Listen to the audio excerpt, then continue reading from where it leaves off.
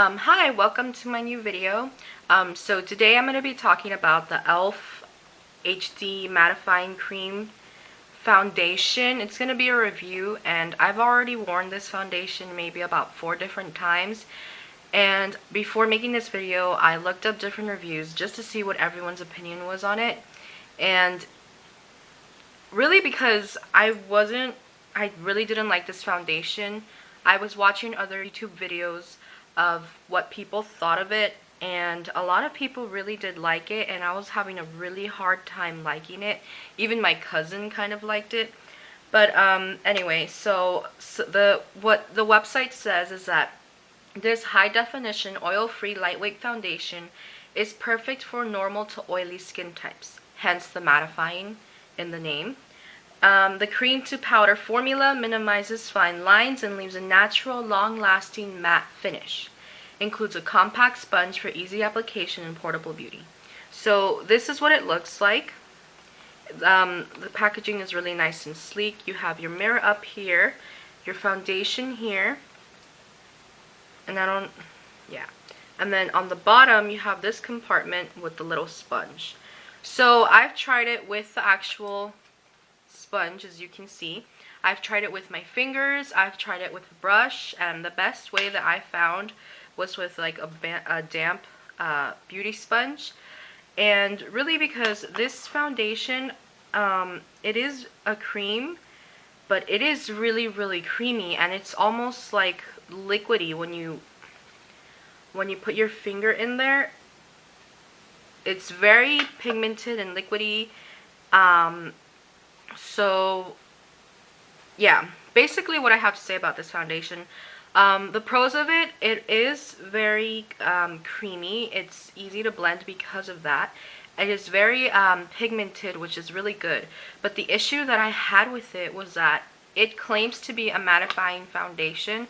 My skin is it's oily mainly on my nose. Some of the times it's not really bad, and then the rest of my face is pretty normal. So I figured this would be really well just to try and help control the oil on my nose, a little bit on my forehead. But to be honest with you, it leaves you very dewy, very dewy, and it's not mattifying whatsoever. I'm gonna do a demonstration just so you guys can more or less see. But it has a very dewy finish. It's not matte whatsoever. And no matter how many times I try and how many layers of powder to see if I could get it to a matte finish, it just left it with a very dewy look. That being said, since it is a cream foundation, it is a little bit heavier, at least when I found that I was trying to put it on.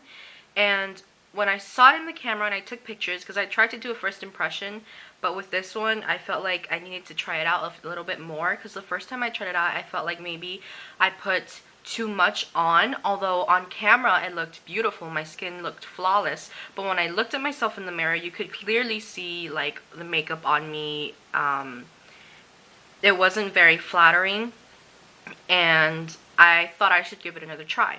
So I kept trying it a little bit more, and to be honest with you, if you're going to be doing any sort of like photography, or just you want to look nice in front of a video camera, then this would work very well. I mean, this retails for $6, and I have it in the color Sand. And I mean, for people who are experimenting with makeup, if you want to get your hands into cream foundations, you could try this one out. Maybe it'll work better for you. I personally didn't like it. My cousin did like it, however, but she used it more as like a concealer, so more for these areas, not so much all over the face, in which I would understand because it is a very high pigmentation. But if you're not going to be putting it all over your face, then you won't really see that shine that I talk about. And another factor I think might be like the dampness of the actual beauty sponge. I tried doing it with my fingers. It just didn't really blend out as well for me, and with the beauty sponge I got really a great amount of coverage, like very thin. I was able to spread it out evenly and beautifully. But because I was able to, I think was because of the dampness, but the dampness also adds to the dewiness of this foundation. So it's kind of weird. But yeah, that's pretty much my opinion on it. Everywhere else I saw, people really enjoyed this foundation because of its high pigmentation and easiness to blend out. But the only person I actually found that didn't really like it and more or less had the same opinion I did was Judy from It's Judy Time. So if you want to, you could give it a try. I really don't think this will work well at all for people with oily skin because it's going to make you look even more oily. At least in my opinion. And then dry skin, I'm not so sure because it is very creamy, but it could cling on to like dry patches. Like, I don't really have dry mouth, but like around here you can kind of see it kind of looked patchy. So it would just be something you would have to try out. I mean, take my thoughts and comments and other people's comments into consideration. But as far as the pigmentation goes, that is really well. I will admit that. Blending it, as long as you have some sort of dampened sponge, for me at least, worked very, very well. I used a dense brush. I have it here. I had tried it with this one, a dense flat top brush, because I figured it would be a little bit easier. I mean, I use this for everything. I usually use it for liquid foundation, for BB creams. I usually don't have a problem blending it in. But for this one, you could definitely see the streak marks. So when I tried this one, I was just like, I'm not even going to bother using any of my other brushes because this just works that much better. So anyway, I'm going to apply it on just so you guys see how it looks on, how the coverage is and everything. And maybe you'll be able to see the shininess that I see. It might not show up on camera. I don't remember last time I did it. But one thing I do also like is the packaging, because since it is meant to be portable, I mean, the mirror, you can see it here, it's really nice and big, and then you have a decent amount of product, and you have the little sponge on the bottom, so that if you were to use this portably, the packaging works really well. So as you can see, I have like dark circles, I have a few discoloration and pimples on my face.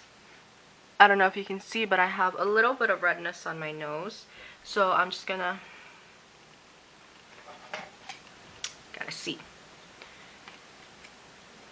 I'm just gonna dab this.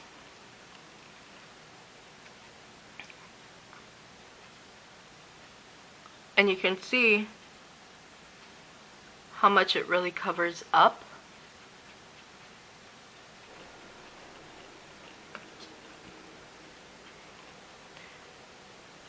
Can you see that? So I'm just going to do another layer as if it were concealer, and you can just tell on camera that it does cover that up very well. Okay, so that's one half of my face, and you can already tell the dark circles were covered up pretty well. My face compared to this side looks a lot, what's that word? Well, it looks, this side looks clearly better than this side. Let me see if I can just show you.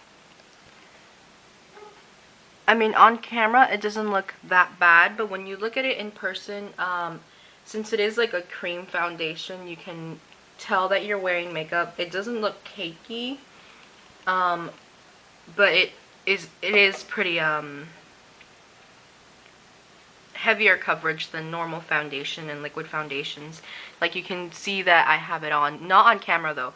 On camera it looks pretty flawless and beautiful. I'm gonna take a picture just so that you can see half of my face with and without the foundation.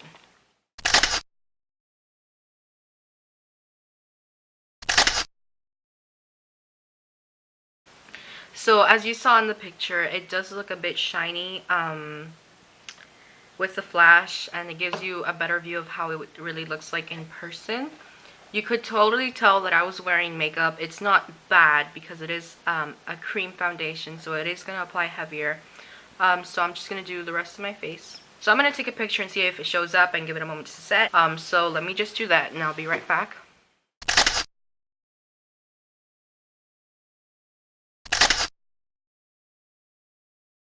Okay, so the picture, honestly, it just explains so well how I feel about this foundation. Like I said, if you are gonna be using it for like not even flash photography. Maybe it depends on the lighting that I'm at currently, and that's why it looks horrendous in flash photography.